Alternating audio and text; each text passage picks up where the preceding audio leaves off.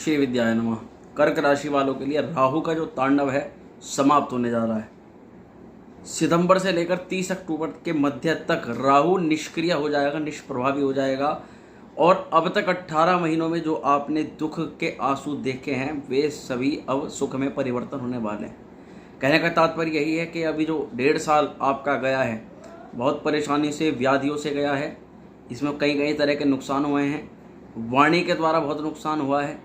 आपने जो डिसीजंस लिए हैं वो डिसीजंस गलत हुए हैं। परिवार में कलह का वातावरण रहा है। जो धन का अपव्यय हुआ है, जो धन का नुकसान हुआ है, जो आपका कुटुंब में नुकसान हुआ है, उसकी जो भरपाई है वह इस राहु के निष्क्रिय होने से आपको प्राप्त हो सकती है। यही जानकारी मैं आज आपको देने के लिए प्रस्तुत हुआ हूँ। नमस्कार दोस्तों, मैं वैदिक ज्योतिष एवं कर्मकांड आचार्य पंडित शिवम शर्मा आप सभी का अभिनंदन और स्वागत करता हूँ आज के इस कार्यक्रम में। सबसे पहले मैं कर्क राशि वालों को ये बताने वाला हूँ कि राहु अब तक आपके दशम भाव में रहने वाले थे। दशम भाव में राहु हैं और दशम भाव में अभी कुछ समय के बाद में राहु का यहाँ से परिवर्तन हो जाएगा। राहु मेष से मीन राशि में प्रवेश करेंगे और उससे पूर्व ही अब यानी इस अवस्था में सितंबर से लेकर के 30 अक्टूबर तक राहु 0 से 6 अंश के मध्य आ चुके हैं। और यहाँ यह कहने का यह मतलब है कि अब यहाँ पर राहु निष्क्रिय या निष्प्रभावी हो गए हैं, जिसके कारण से जो गुरु चांडाल दोष इन्होंने बना रखा था उस गुरु चांडाल दोष का दमन होगा। बृहस्पति को थोड़ी सी पावर मिलेगी। कर्क राशि वालों के लिए भाग्य भाव के मालिक होते हैं बृहस्पति, और करियर के भाव का और भाग्य भाव का एक तरह से आपस में संबंध बनता हुआ नजर आ रहा है, जिससे आपको आपकी जो परेशानियां थी, जो समस्याएं थी, उनमें विभिन्न तरह के लाभ देखने के लिए मिलेंगे। अब क्या लाभ देखने के लिए मिलेंगे ये आपको मैं आज जानकारी देने वाला हूँ। राहु आपके दशम भाव में थे। राहु ने आपको आपके धन भाव को प्रभावित करा था। राहु ने आपके कुटुंब के भाव को प्रभावित करा था। राहु ने ही आपके छठे भाव को प्रभावित करा था।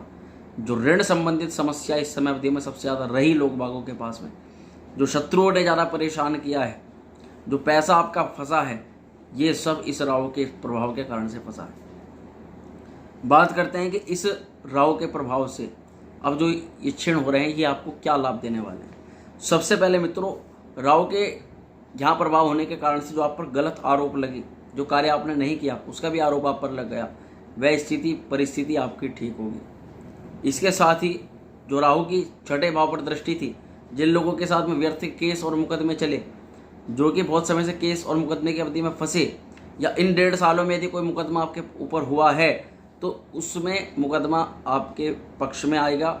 आप उस परिस्थिति से निकलेंगे, उस विपरीत स्थिति से निकलेंगे और केस में सुधार की स्थिति बनेगी। यहीं पर जो व्यापार में विफल हो गए थे लोग, क्योंकि दशम भाव में राहु थे और दशम भाव में राहु व्यापार में जो भी कुछ करा वह सब फेल हो गया, जो भी धन लगाया वह सब फेल हो गया, जो भी कुछ मानसिक आपने तरीके लगाए कार्य को उठाने के, कार्यों को बनाने के, वो सब फेल हो गए। तो अब वही सब तरीके या वो सब कुछ करा हुआ आपको ब्याज समेत वापस मिलेगा। उसमें आपको बेनिफिट और तरक्की देखने के लिए मिलेगी। साथ में ही जो कर्ज से सबसे ज़्यादा परेशान हो गए थे लोग और इस समय अवधि में विपरीत परिस्थितियों के कारण से कर्ज लेना पड़ा था, व्यापार को चलाने के कारण से कर्ज लेना पड़ा था, आकस्मिक समस्याएं ऐसी बन गई थी जो कर्ज लेना पड़ा था, उन समस्याओं से भी निकलेंगे। कर्ज की मुक्ति के भी आपके योग बनते हुए नजर आ रहे हैं। साथ में ही जो पॉलिटिक्स से संबंधित सीट न मिलने के कारण से लोग परेशान थे, क्योंकि राहु सबसे मुख्य कारक होता है पॉलिटिक्स के लिए, राजनीति के लिए। ऐसे में उन लोगों के लिए भी यहाँ पर पॉजिटिविटी देखने के लिए मिलेगी। साथ में ही सामाजिक जो ख्याति समाप्त हो गई थी, सामाजिक जो सम्मान था वह समाप्त हो गया था। कोई एलिगेशन, आरोप ऐसा लग गया था जो कि आपने नहीं किया है, और उस स्थिति के कारण से जो एक ख्याति होती है, मान सम्मान होता है, उस पर कहीं ना कहीं चोट आई थी, तो वह भी ठीक होगी, वह सम्मान आपको पुनः प्राप्त होगा। साथ में क्योंकि जो भी ग्रह वक्री होता है एक भाव पहले का फल करता है।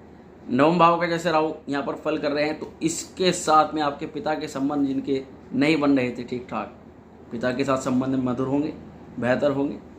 यहीं सीनियर का सपोर्ट, सीनियर आपके पूरी तरह से खिलाफ चल रहे थे, नहीं आपके फेवर में थे, ना ये दिखाने का प्रयास करते कि आपके वे साथ में हैं, परंतु हकीकत बात यही थी कि राहु के यहाँ पर प्रभाव होने के कारण से सीनियर सपोर्ट आपको नहीं मिला। तो वह सीनियर सपोर्ट आपको आपके पक्ष में मिलेगा। सीनियर आपकी बात मानेंगे और जो भी बहकावे में आकर के उन्होंने आपके खिलाफ कार्य करे वे सब आपकी सुधार की स्थिति बनेगी। इसके अलावा ही गलत रिश्तों में जो आप फंसे, राहु की जो दृष्टि थी पंचम द्वितीय भाव पर थी, जो गलत रिश्तों में फंसे या गलत मैरिज हो गई या विवाह में जो बाधा आई या तलाक तक की नौबत बन गई, अगर रिश्तों की बात करें तो उस परिस्थिति से भी यहाँ पर राहु आपको निकालेंगे राहु के प्रभाव के कारण से। अब बृहस्पति को भी बल मिलने लग जाएगा। जिन भावों को राहु प्रभावित कर रहे थे उन्हीं भावों को बृहस्पति लाभ प्रदान करने लग जाएंगे। तो एक तरह से जो जख्म हुआ था उस जख्म पर बृहस्पति अब जो है मल्लम लपेटने वाले हैं, उसकी दवाई लगाने वाले हैं, उस रोग की निवृत्ति करने वाले हैं। यहाँ पर राहु का प्रभाव कम होगा, बृहस्पति का प्रभाव बढ़ेगा। ये दोनों ही चीज़ें हमारे लिए शुभ है।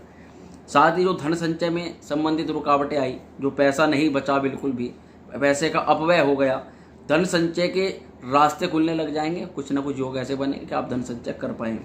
वहीं वाणी की कड़वाहट के कारण से जो रिश्ते आपने खराब किए, जो संबंधों में विच्छेदात्मक आपने परिणाम देखे, जो आपके पक्ष में थे उन्हें विपक्ष में कर लिया, ऐसी स्थिति अब आपकी ठीक होगी, बेहतर होगी। साथ में अस्थिरता कहीं ना कहीं जो आपके कार्य में बनी हुई थी, कभी इस काम को कर रहे हैं कभी उस काम कर रहे हैं, उसमें स्थिरता आने लग जाएगी।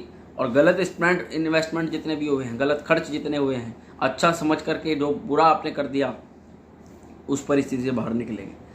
वहीं जो आप कुछ परिस्थितियों के कारण से, घमंड के कारण से, अहंकार के कारण से घर से दूर चले गए, अपने एक समझ करके मैं बहुत कुछ उन्नति कर लूँगा, बहुत लाभ कमा लूँगा, परंतु उल्टा गड्ढे में चले गए।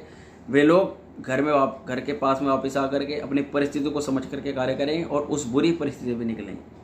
इसके अलावा जिन लोगों की माता का स्वास्थ्य खराब था, क्योंकि राहु की सप्तम दृष्टि चतुर्थ भाव पर थी, उनकी माता के स्वास्थ्य में सुधार होगा। साथ में पिता से भी तालमेल मधुर होने लग जाएगा। इसके अलावा मोटे कर्ज से जो लोग परेशान थे, अब बहुत लंबे समय से भी या इस समय अवधि में जो मोटा कर्ज आपने लिया है उससे परेशान थे, उससे परेशानी से आपको मुक्ति मिलेगी। साथ ही आपको रुकी शिक्षा, जो बच्चे रुकी शिक्षा के कारण से परेशान थे, पढ़ाई करना चाहते थे और परीक्षा या शिक्षा संबंधी समस्याएं थी, उनमें उनको लाभ देखने के लिए मिलेगा। साथ में जो व्यर्थ की यात्राएं अब तक हुई, उन व्यर्थ की यात्राओं से जो नुकसान होगा उस नुकसान की भरपाई होगी और व्यर्थ की यात्राएं रुक जाएंगी। साथ में नौकरी व्यवसाय में वृद्धि के तो योग बन ही रहे हैं। परिवार के लोगों से जो नफरत हुई है, परिवार के लोगों से जो कड़वाहट हुई है, वह कड़वाहट दूर होगी। इसके अलावा मित्र सर्कल से भी दूरी बनी आपकी, जो आपके पॉजिटिविटी में थे, आपके लिए अच्छे थे और वे आपसे दूर हो गए किसी कारणवश, वे आपके फेवर में आने लग जाएंगे। अब बात करते हैं कि इस पूरी परिस्थिति को सुधारने के लिए, बेहतर बनाने के लिए और अच्छे से आप क्या प्रयास कर सकते हैं। उपाय के तौर पर कुछ सलाह और एक उपाय आपको बताऊंगा। सबसे पहले तो आपको इस पूरी अवधि में माता और पिता से संबंध अच्छे बना के रखने हैं, उनका आशीर्वाद लेना है, जितना हो सके प्रतिदिन आशीर्वाद लें। और ओवर कॉन्फिडेंस बिल्कुल भी ना दिखाएं। ये बिल्कुल भी मत सोचें कि मैं ही सब कुछ कर लूँगा, मैं ही सारी परिस्थितियों निकल जाऊँगा। एक कॉन्फिडेंस होता है, एक सेल्फ कॉन्फिडेंस और एक ओवर जो है वो इस समय नुकसान दे सकता है। साथ में ही जब आपकी परिस्थिति बिल्कुल विपरीत, तब तो बिल्कुल भी ओवर कॉन्फिडेंस नहीं दिखाना है। मेहनत को बढ़ा करके चलना है आपको, पूरी मेहनत को आपको जितना हो सके अच्छे से अच्छा अपने प्रयास करना है। और रोज़ माँ लक्ष्मी के सम्मुख आपको शुद्ध देसी घी का दीपक लगाना है। माता लक्ष्मी को मक्खन का भोग लगाना है, उसमें शहद मिला करके उसका भोग आपको महालक्ष्मी को लगाना है। ये उपाय आपको करना सर्वश्रेष्ठ रहेगा। मैं आशा करता हूँ वीडियो आपको अच्छी लगी होगी। वीडियो पसंद आई हो तो इसको लाइक शेयर जरूर करें। चैनल पर पहली बार आए हो तो सब्सक्राइब जरूर कर दें। माँ श्री विद्या आप सभी का कल्याण करें। ओम श्री विद्याय नमः।